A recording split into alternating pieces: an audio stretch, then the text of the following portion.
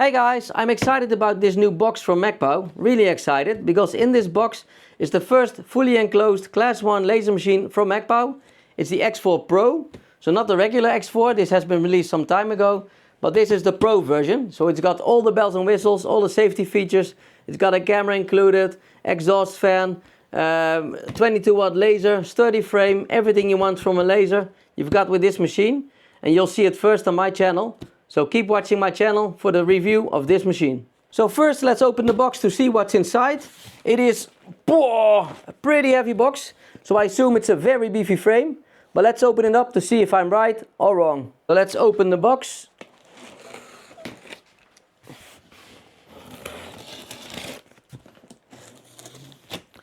And have a look what's inside. Hopefully you can see it. Let me remove this one. I don't need it. Aha! There's parts of the cover, and already I can feel it is very solid. Not sure if you can see it on the video. This is the acrylic cover. It's laser safe, and you can see it's really thick. I think it's about 5 millimeters thick, so it's really beefy, very solid. So I like it already. Let me take out the other side. There's a LED light, a camera, nice and solid hinges, metal. So far so good.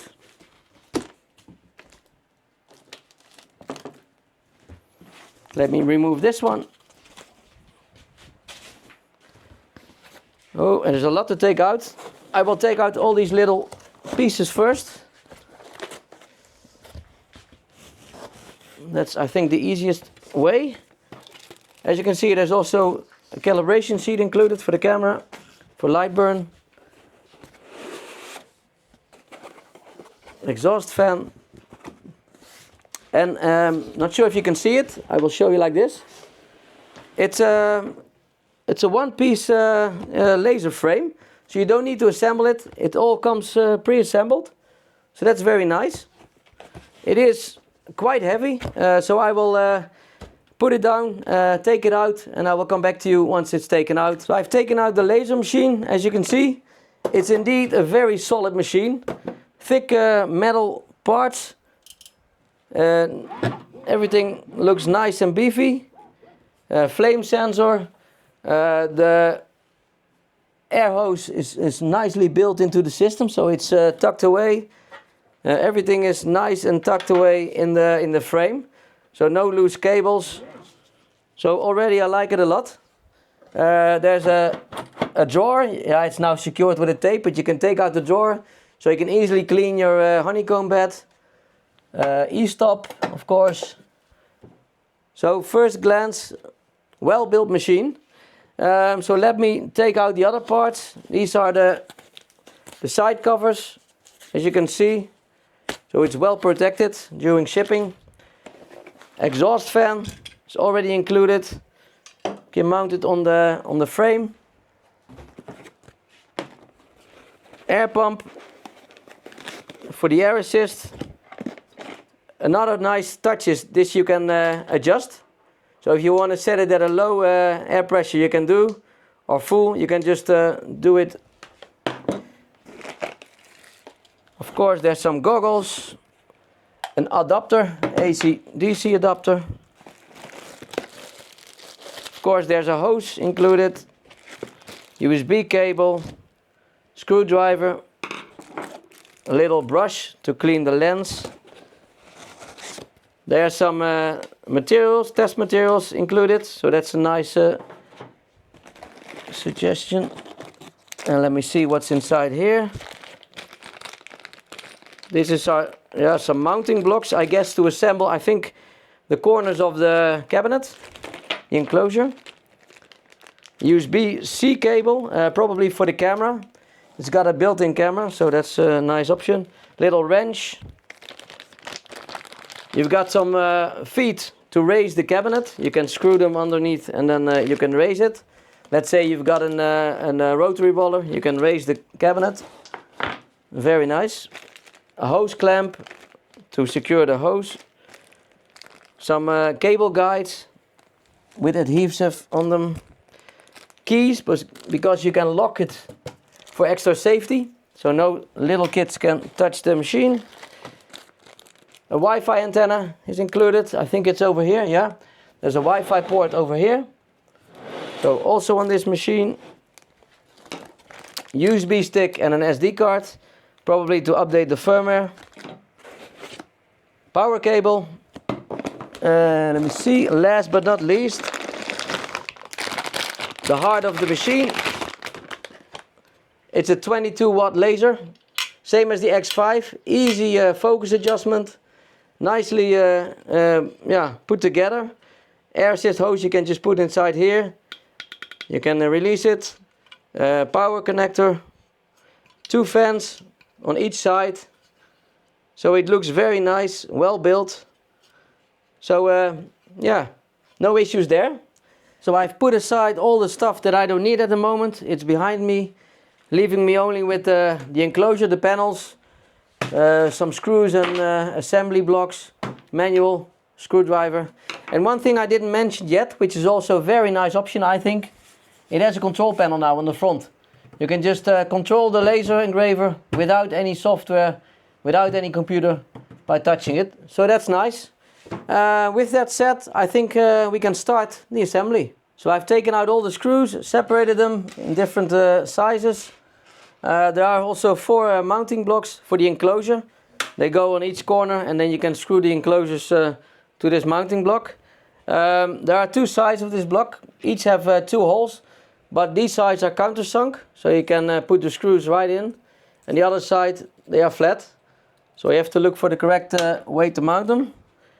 You can screw them in the frame using the included screwdriver. Like this. And then mount all 4.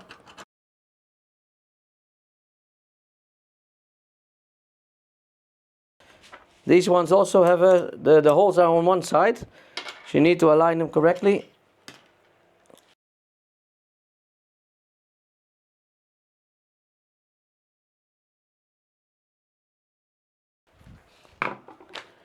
Now we can mount the covers. So let me see. This is the right side, yes, from the front. It says an R, so we need to mount like this.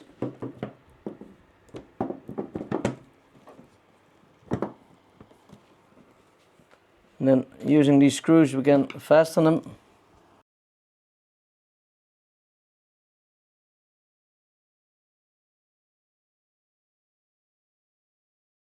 I need to see how to align them because they are a little bit taller than the distance between these, so I need to see how to align them properly. I can just unscrew them a little bit and move them back and forth, so that's fine for now.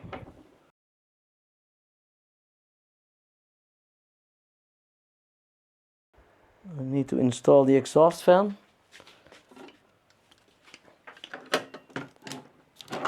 It will be on the back cover.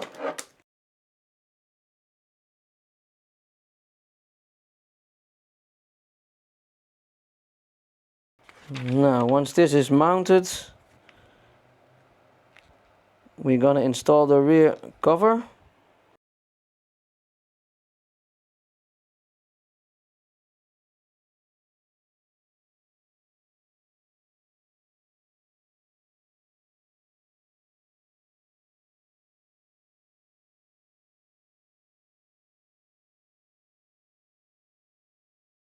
So I guess next step will be the cover. Let me have a look. This is the fan, the cover. Now they first want to connect the laser module. See if I can shift it. Here's the laser module. There's two screws. Just take them out a little bit. Put in the laser module. Tighten the screws, both. So it's nicely secured. Here's the cable. This will only fit one way. the other way. Like this. And this one you can just press in. If you want to release it, you can press the white color and then take it out.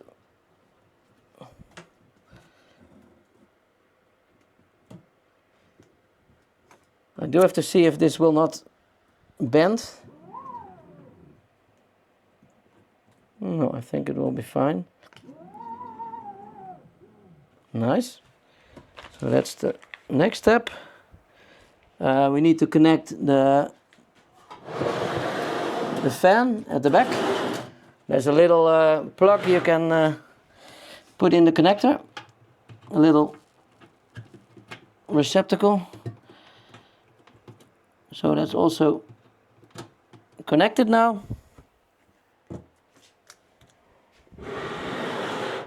Let me see. Next step is, this one is already done.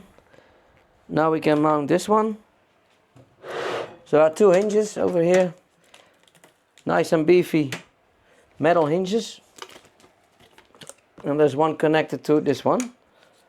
So let's put this one in.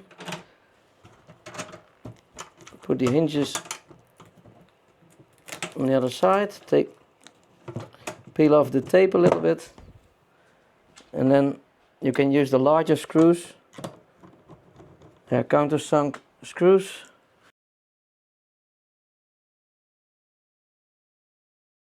Okay, I've got one screw left. Maybe it's a spare screw, I need to check.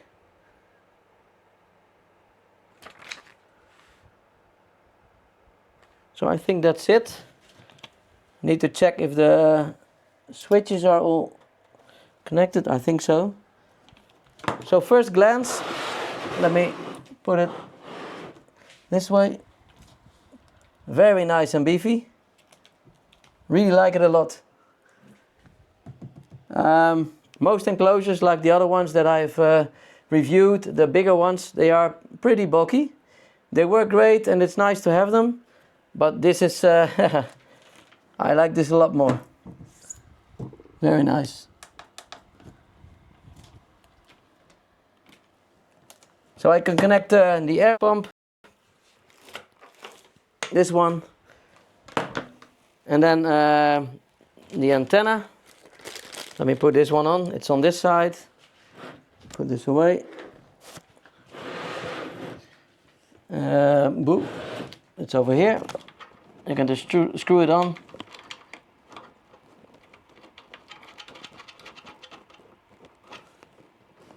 Then you have a connector. Let me turn it around. Over here. This is for the air assist. Put it in. Little cover that there's no dust inside or any other stuff. And you can connect the air pump, air assist pump. Like I said, very nice that you can adjust it now. So sometimes when you do the engraving, officially you don't need to have the air assist on, but I always turn it on, so you can have less chance of getting any dirt on your lens. So that's also a nice feature.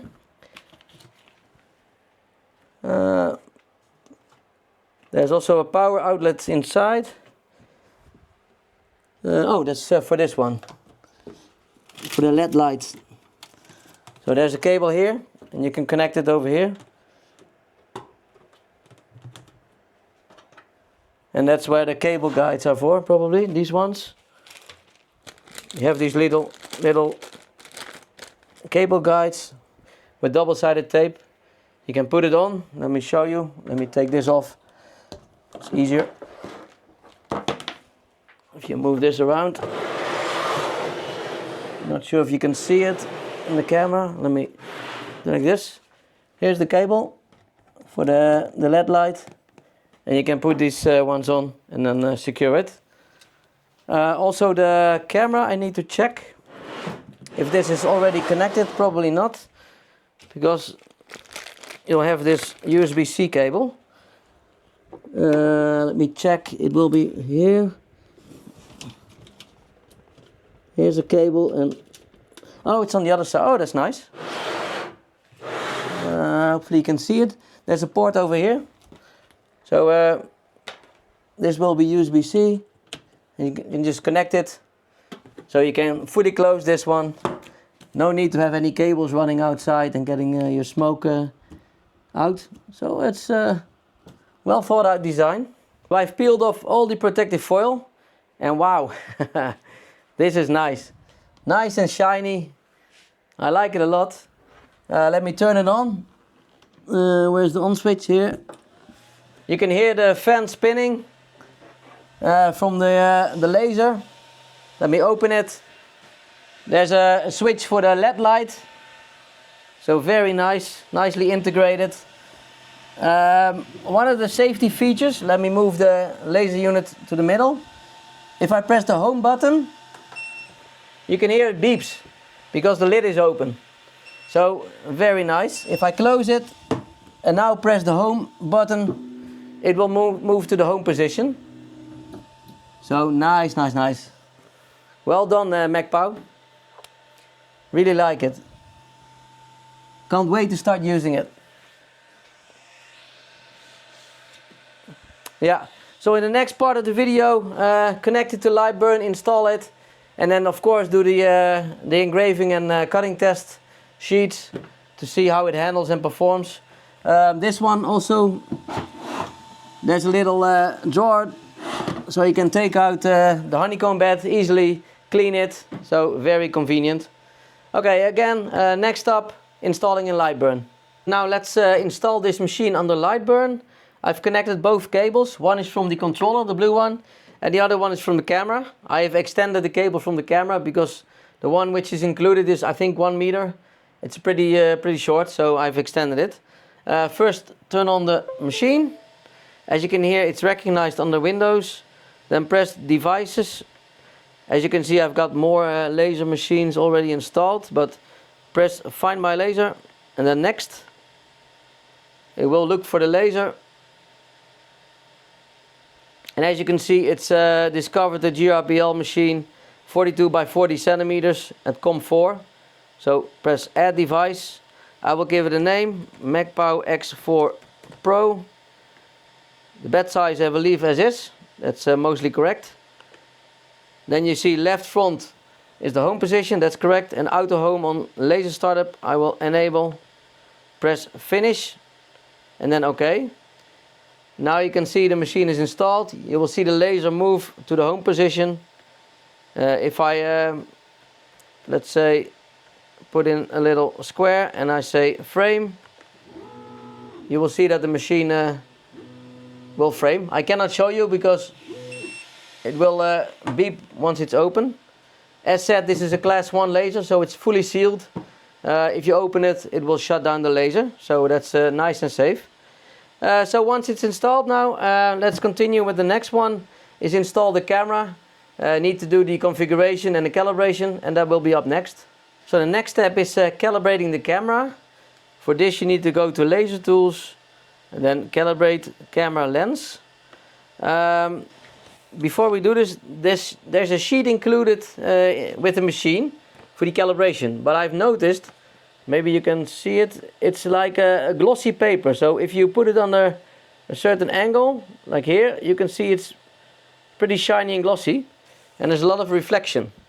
This one I have printed, and you can see there's a lot less reflection. And I've noticed, especially at the back, because of the light, it's difficult to calibrate it using this sheet. So I will use this one.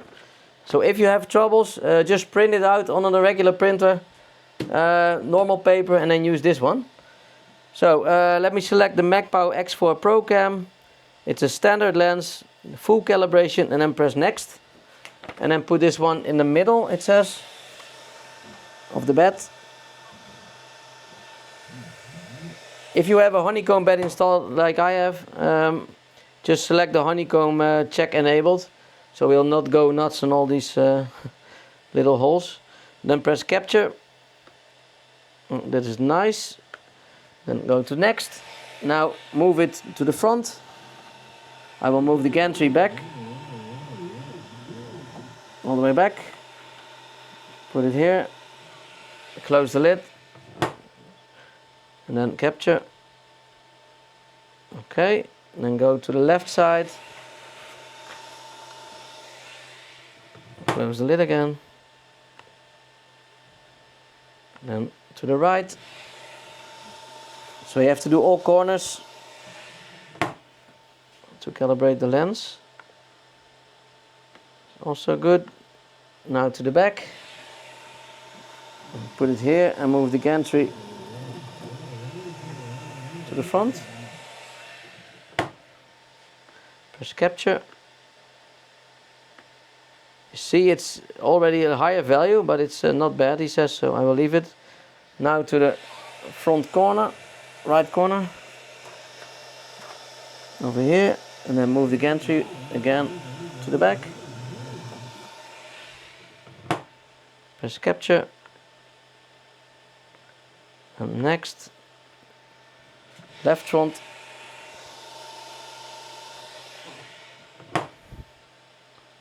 Capture. Don't, the picture on the right seems to be distorted, but that's normal, so that doesn't matter. This one is too high, so the score, so we need to reposition. Let me try a little bit to this side. You can see there's some reflection, so now it's okay. Then left back corner, again move the gantry, capture, and then finally the right top corner.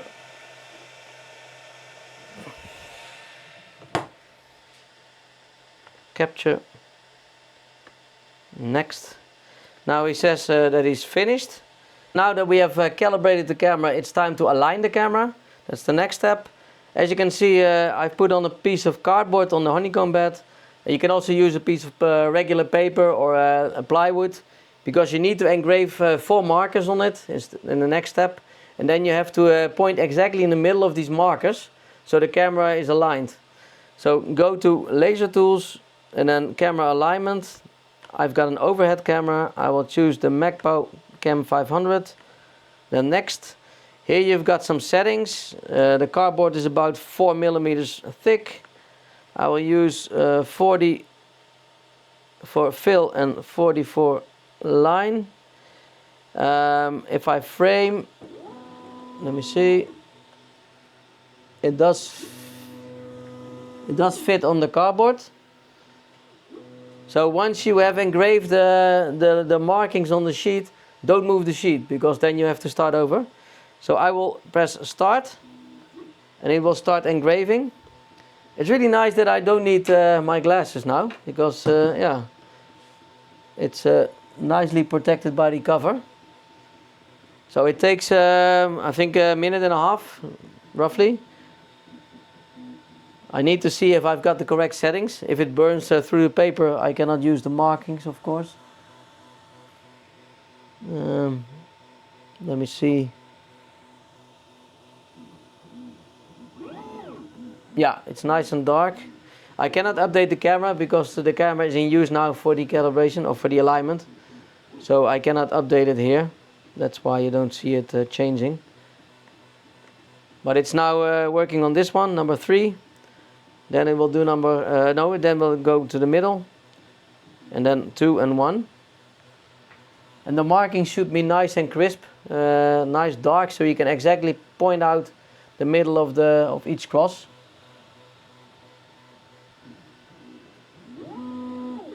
Okay, number 3 is ready, so it's now working on number 2.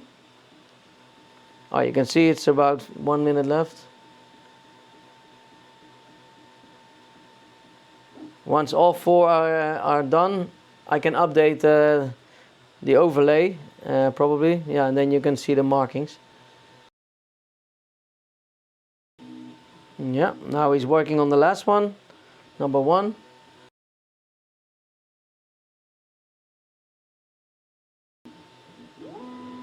Okay, now it's ready. I will press next, and then I will say capture image. As you can see 4 markings, so that's good. So I'll press next, And now you can see the sheet, and I can zoom in. Let me zoom in. I can drag it. This is number 1. So he says click in the middle of number 1. Or double click, I should say. So you need to be exactly in the middle. And this, let's say you pressed here and it's not correct, you can undo the last. So I will press marker 1. And let me see, I think this. No, a little bit to the right. Yeah, that's okay. Then I'll go zoom out, and it says click marker 2, so I can scroll to marker 2, zoom in again, so you can try to be as precise as possible. I will select this one, then I will go to number 3, so I need to go down.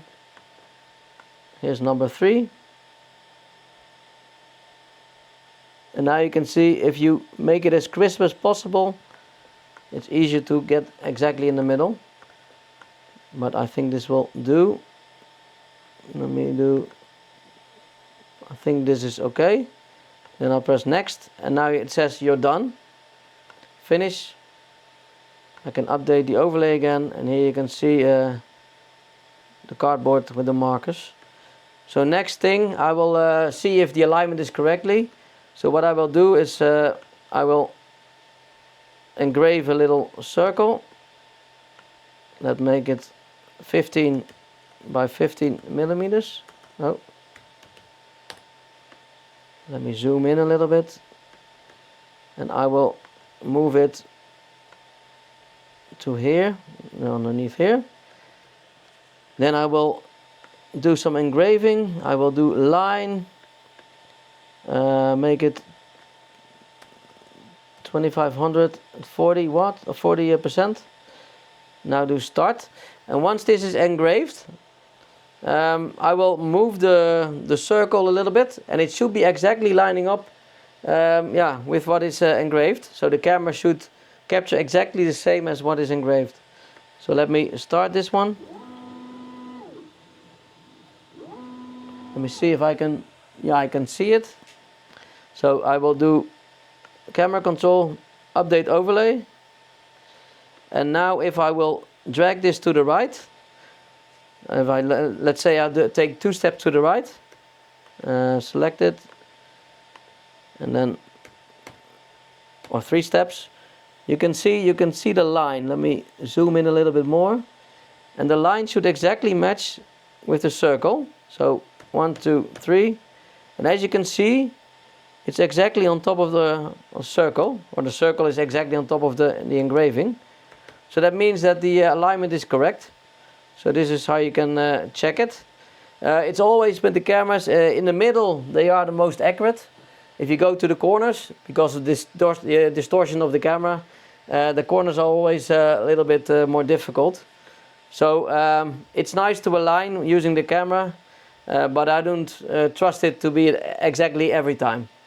If I look at myself, I've got cameras on my machines, but I hardly use them. But it's a nice feature, especially if you want to trace something. You can put a picture underneath. You can say update overlay and then trace it. Let's say if I put my phone. Oh, there's some smoke inside because I didn't turn on the fan. Let me put on my phone and I will update overlay.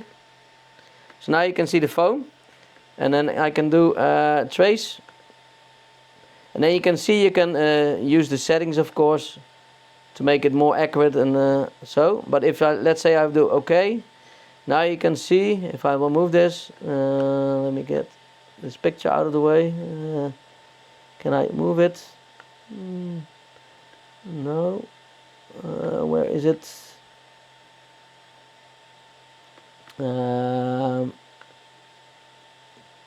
This one I will turn off.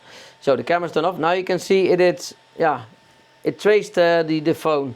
Of course this is not accurate because the phone is thicker, but if you have like a black and white image or something that is in a high contrast, it's nice to use the camera to do the tracing. Let me show it again and turn fade off. Get my camera out. So that's the calibration and alignment of the camera. Next up I will hook up the exhaust, because I didn't hook it up yet. As you can see, probably there's some smoke inside. And then we can do the test engraving, let's say the test sheets. So for cutting and for engraving, I always create these with a new laser. You have to do this for every material, of course. But if you create them, you can always check later using the test sheets what the correct settings would be for the engraving for certain depth of color. So that's always nice to have. So that's up next. Let's create some material test sheets, one for engraving and one for cutting. These ones are from the Mecpow X5. It's a 33 watt laser, and these ones are from the X3. It's a 10 watt laser. So for this you need to go to Laser Tools, Material Test. I've already pre-configured some settings, so I will choose X4 Pro cutting. And the settings are based on the other machines I have from Mecpow. So it will start with 100 millimeters a minute and end at 800 millimeters a minute, from 10% to 100%. If you do the preview, it will look something like this. So here you got the 10% to 100% power, and this is a speed 100 till 800. 0.08 line interval, so that's for this laser. I've already set the focus, put in a sheet of plywood. Let me do the framing. Okay, I need to home the piece and then do the framing. I think that's the easy part. You've got the buttons now to quickly home it. Okay, I need to put it, let me see, this one I need to put 120 because I want to align it with the sheet. So now it's lower, and then this one, let me see, 165. Yeah, I think that's a, so you can also change these values, and then your starting point will be different. But I think this is okay. So for the text I will leave this one off, the air assist. Let's start. It will take about 8 minutes, I think. No, 12 minutes. So I will get back to you once this is finished and show you the result.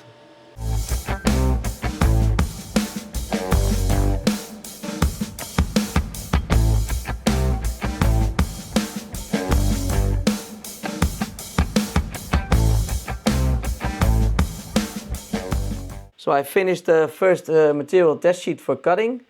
Let me show you over here so you can clearly see it. The power from the laser is 10 to 100%. The speed is 100 millimeters a minute up to 800 millimeters a minute. And then you can see if you put it at 100% power, you can still cut at 700 millimeters a minute.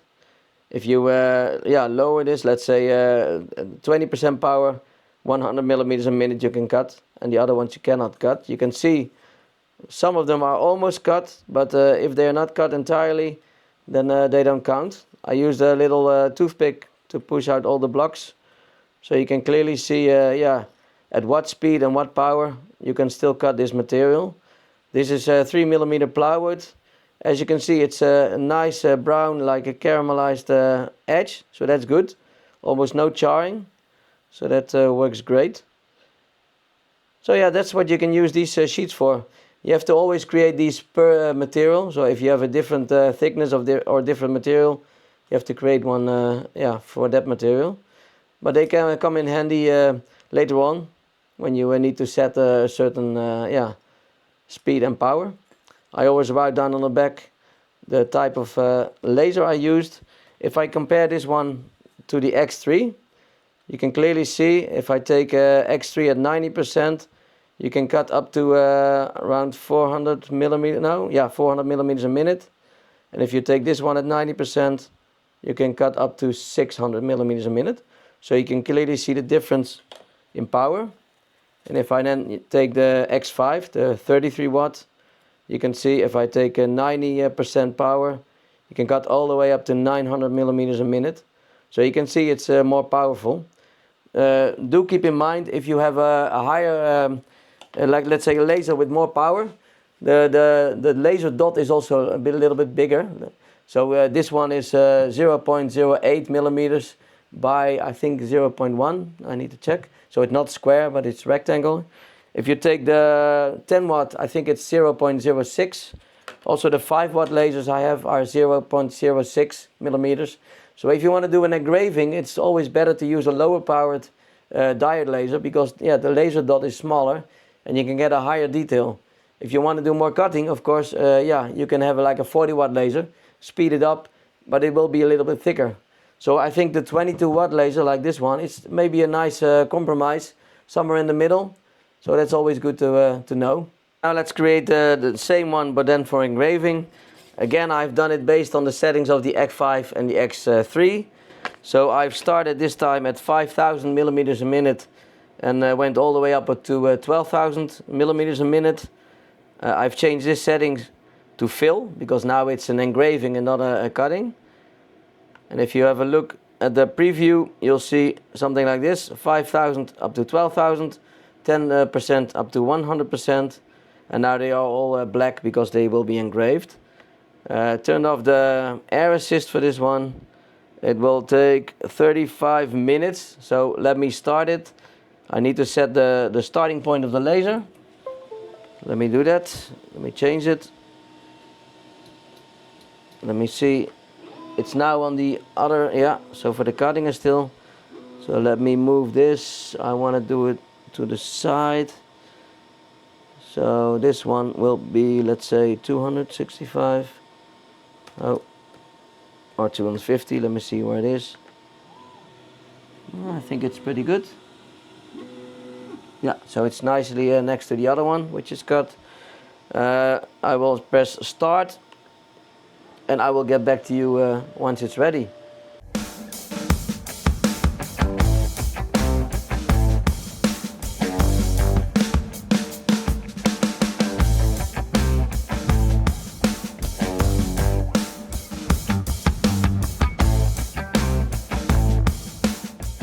So we have finished engraving the test sheet.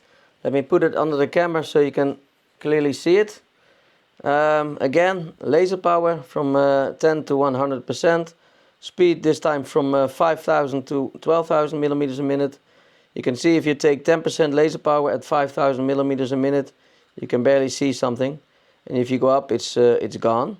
So if you raise the power, you can see it's getting pretty dark and also pretty deep. So the engraving is pretty deep. And if you then go up in speed, you can see it's getting a little bit lighter. So based on this sheet, you can determine, okay, at what speed and what power I can have a certain color or certain depth. So that's how you can use this sheet. Again, it's based on each material. So every different material type you need to do this test. This is again 3 millimeters plywood.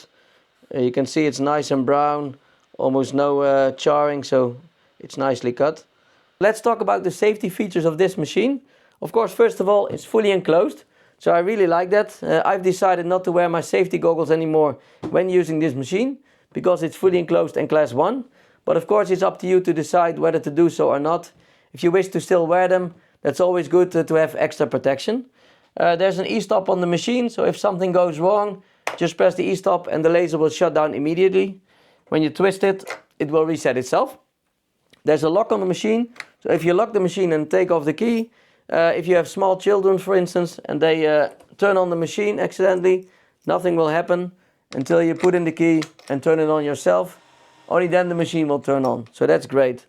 There's a built-in exhaust fan, so if you are doing some engraving or cutting, all the fumes and smoke will be sucked out by the fan. I didn't see any leakage so far, so that's really great. Nothing came out of the sides, so it's a well-built enclosure, in my opinion. Inside, there's also some extra safety feature. There's a flame detector sensor. Let me show you with this camera. In the middle, hopefully you can see it, there's a small sensor, and it will detect if there's any flames inside the cabinet. If it detects flames, it will give you a warning, like loud beeping noise, like an alarm, and it will turn off the laser immediately. There's a manual override, so you can turn it on and off using this switch in the corner, if you wish. Another nice feature I noticed on this machine, it's got limit switches on all sides. So most of the machines I have only have 2 limit switches. So for the homing position, so it's on the left front. But this machine, in fact, got all the sides got limit switches. So not only on the front, but also on the back. Let me show you. If I move the gantry all the way to the back, not sure if you can hear it. Let me see. It will click. Also on the front and on the left, of course, as the other machines also have, but also on the right. So that's really nice, because sometimes if you forgot you moved your laser manually and you didn't home it and you want to start a project, it thinks this is the 0 point, so the starting point, and it wants to reach beyond your working area. Normally it will just bounce against the fence, and it will make some noise, and the belt will slip. But this machine will actually give you a nice warning inside of LightBurn. It says it has reached the limit switch and it will stop. So I think that's a very nice additional feature to have. Of course, the built-in light, LED light, is nice. So I think that's it for the safety features for now. I will do some testing on the flame detector to see if it works, and if it works as intended. That will be up next. Let me show you how the flame sensor operates. Let me turn on the machine. I've got a lighter over here, so let's create a fire.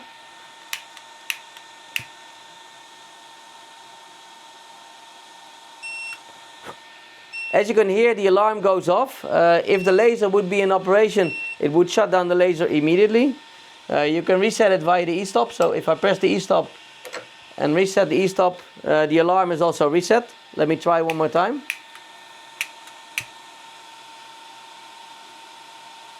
I will move it around this time. And as you can see, it's similar to the other ones I've tested in the past. The flame sensors, they do work. But they all depend on the height of the flame, the location of the flame. If I raise it a little bit, for instance, I'm sure it will work.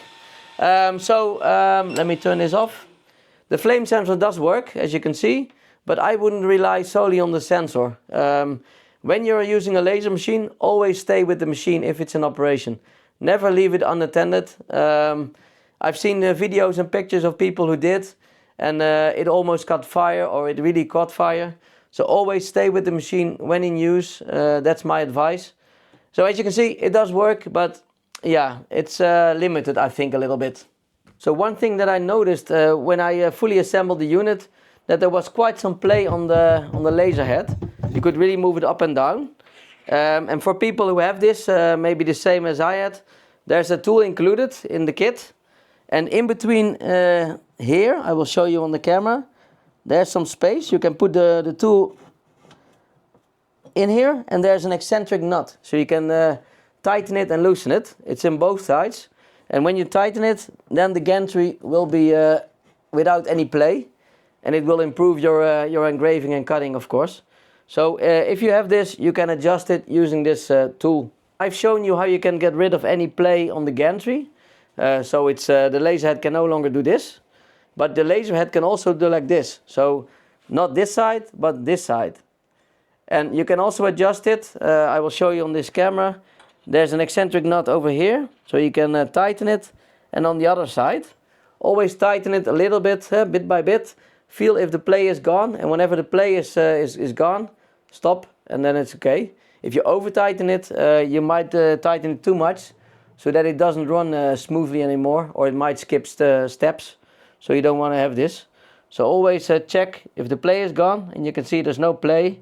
It doesn't move back and forth if I rock it, and it still runs smoothly. So my final thoughts so far on this machine. Of course I will do some more testing, and I will do some nice projects using this machine. They will all appear on my channel, so keep watching my channel. Subscribe to my channel if you're not already subscribed. But I like it a lot. I like the fact that it's fully enclosed, so I don't need to wear my safety goggles when I use this machine. The keypad is a really nice feature. I already noticed that I press the home button quite often, and the stop button. Normally you need to go into LightBurn. Now you can just home, and it automatically goes to the home position. Of course, the safety features, I have these ones on the X5 as well. I like it, especially if you see something going wrong, bam, and it stops. The drawer is a nice addition, because I always had to fiddle with the honeycomb bed, pull it out of the enclosure, lift the frame. Now you can just open the drawer, take out all the dirt, clean it, and put it back.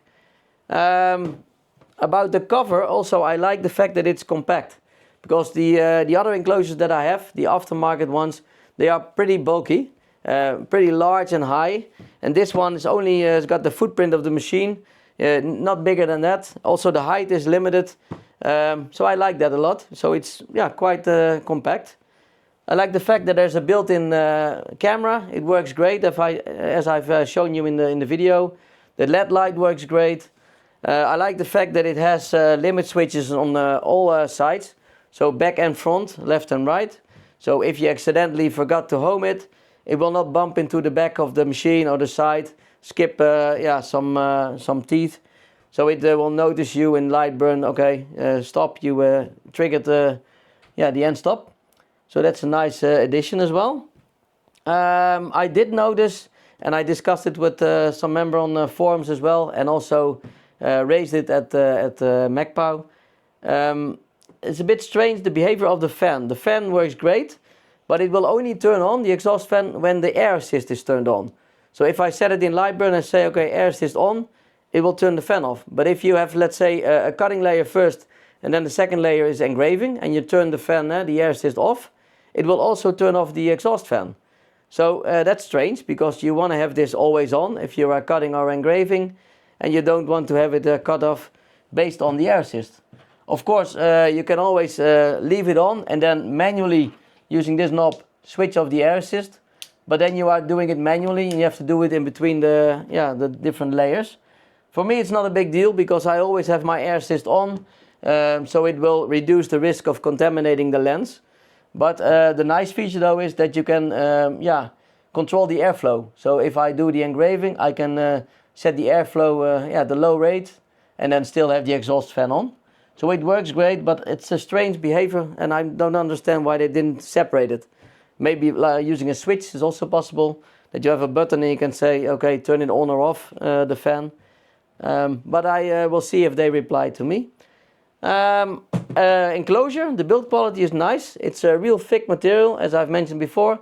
Also, if you open it on one side only, you will not see any flexing, so it's well built. Also the frame, sturdy metal frame. So that's nice to see. It's pretty beefy.